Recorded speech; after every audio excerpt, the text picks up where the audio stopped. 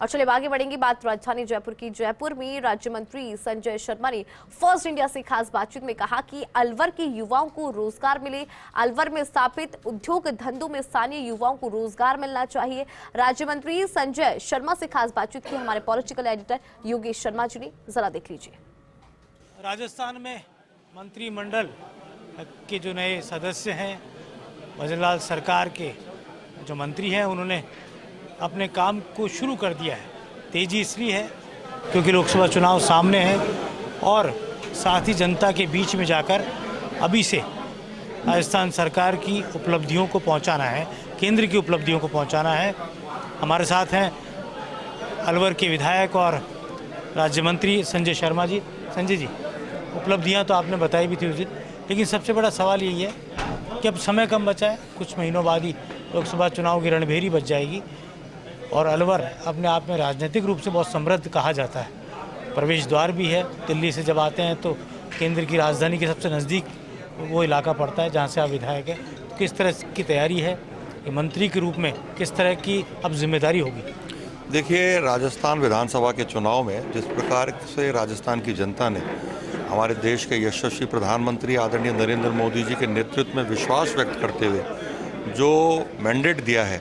और बहुमत वाली सरकार भारतीय जनता पार्टी की बनी है, तो मुझे पूरा विश्वास है कि आने वाले लोकसभा चुनाव में देश की जनता के साथ साथ राजस्थान की जनता भी चाहती है कि हमारे लाडले प्रधानमंत्री आदरणीय नरेंद्र भाई मोदी तीसरी बार इस देश का नेतृत्व करें। तो मुझे पूरा विश्वास है कि आने वाले समय में राजस्थान की 25 लोकसभा सीट पर कमल का फूल खिलेगा और जो 400 से अधिक कमल के फूल की माला इस देश की जनता माननीय प्रधानमंत्री नरेंद्र भाई मोदी को पहनाने जा रही है, उसमें राजस्थान के 25 कमल के फूल भी शामिल होंगे, ऐसा मुझे पूरा विश्वास है। अभी एक माहौल बन रहा है राम मंदिर का और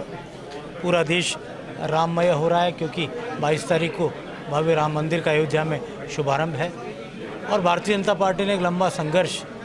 इस मुद्दे को लेकर किया था। राम मंदिर मूवमेंट चला था और आप खुद भी उस मूवमेंट से जुड़े थे। किस तरह से देखते हैं इस घटनाक्रम? देखिए, 550 साल का संघर्ष, हजारों लाखों लोगों ने अपनी जान दी इस राम मंदिर के निर्माण में, क्योंकि अयोध्या एक वो नगरी है जहाँ भगवान श्री राम ने जन्म लिया और दुर्भाग्य ये था कि कांग्रेस का राज्य देश के अंदर सबसे ज़्यादा रहा और राम मंदिर नहीं बने, उसके लिए बार बार हर्डल्स कांग्रेस के नेताओं के द्वारा लगाया गया। 2014 में जिस प्रकार से देश की जनता ने पूर्ण बहुमत की सरकार आदरणीय नरेंद्र भाई मोदी को सौंपी, उस दिन लग गया था कि राम मंदिर का मार्ग प्रशस्त हो चुका है और जैसे जैसे मार्ग प्रशस्त होता गया, लेकिन हमारे कांग्रेस के मित्र बार बार यही कटाक्ष करते रहे कि राम मंदिर बनाएंगे लेकिन तारीख नहीं बताएंगे और भारतीय जनता पार्टी का शीर्ष नेतृत्व ये कहता रहा कि राम मंदिर भी बनाएंगे और तारीख भी बताएंगे और मुझे बताते हुए खुशी है कि राम मंदिर भव्य रूप लेता जा रहा है और 22 जनवरी को विधिवत रामलला उस मंदिर में प्राण प्रतिष्ठित होकर के होंगे और निश्चित रूप से कांग्रेस ने जितना व्यंग इस देश की जनता के साथ किया, देश की जनता पर राम को लेकर के तंज कसा, आज वो भव्य मंदिर भी बन रहा है। भगवान श्री राम उस मंदिर में प्राण प्रतिष्ठित होकर के विराजमान भी हो रहे हैं और कांग्रेस के मुंह पे एक बड़ा तमाचा देश की जनता ने मारा है। आप जिस इलाके से विधायक हैं, वो इलाका अलवर, सतयुग के प्रमाण भी वहाँ मिलते हैं, त्रेता युग के प्रमाण भी वहाँ मिलते हैं, राम से जुड़ी घटनाक्रम भी वहाँ दिखते हैं, तो भगवान कृष्ण की गाथा भी वहाँ नज़र आती है। तो किस तरह से उस इलाके का, उस पूरे क्षेत्र का, जहाँ पर सेंचुरी भी है, जहाँ पर कहा जा सकता है एक विराट इतिहास, पुरातात्विक इतिहास, धार्मिक इतिहास का समावेश है, जैसा विकास होना चाहिए था उस तरह का हुआ नहीं है, तो किस तरह से लगता है कि एक पूरा रोड मैप बना काम करेंगे? देखिए, अलवर ज़िला एक अपने आप में एक ऐतिहासिक ज़िला है।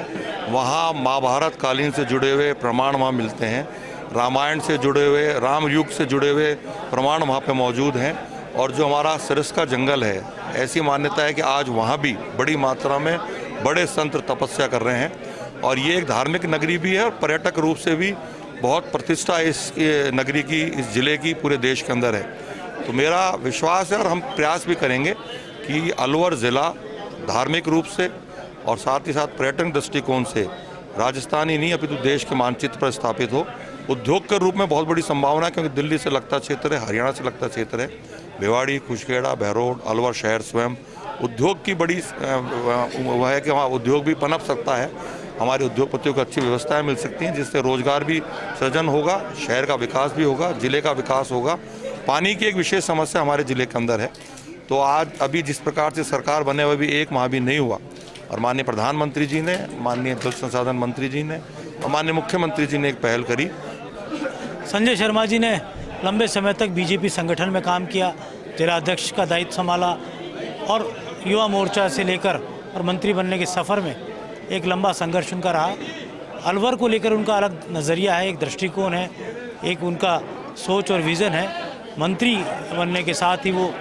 अपने अलवर ज़िले को भी एक अलग समृद्धशाली बनाने की दिशा में काम करने का वादा वो कर रहे हैं, एक संकल्प ले रहे हैं और लगता यही है कि जिस तरह मंत्रालय अभी उनको अलॉट होना है